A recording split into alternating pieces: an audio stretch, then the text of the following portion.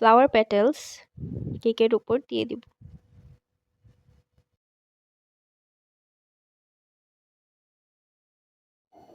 এবার white cream দিয়ে একটি স্টার নজলের সাহায্যে নিচে একটি বর্ডার লাইন তৈরি করে দিব। এইবার সাইড ওয়ালের ফাঁকা জায়গাতে কিছু মিনি হার্ট ড্র করে দিলাম। আর শেষে কিছুটা গোল্ডেন ফয়েল অ্যাড করে দিব।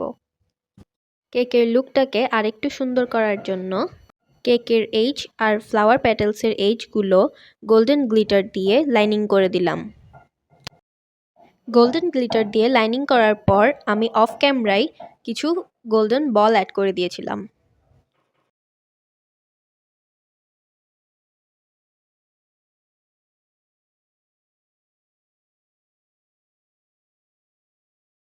আর কেকটা যেহেতু ছিল baby shower theme cake, so fondant দিয়ে আমি কিছু বেবি আইটেমস কাট করে বসিয়ে দিলাম।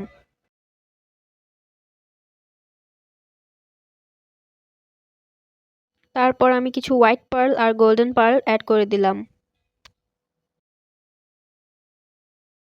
So here is the final look. আর কেমন হয়েছে আমাকে অবশ্যই জানাবেন।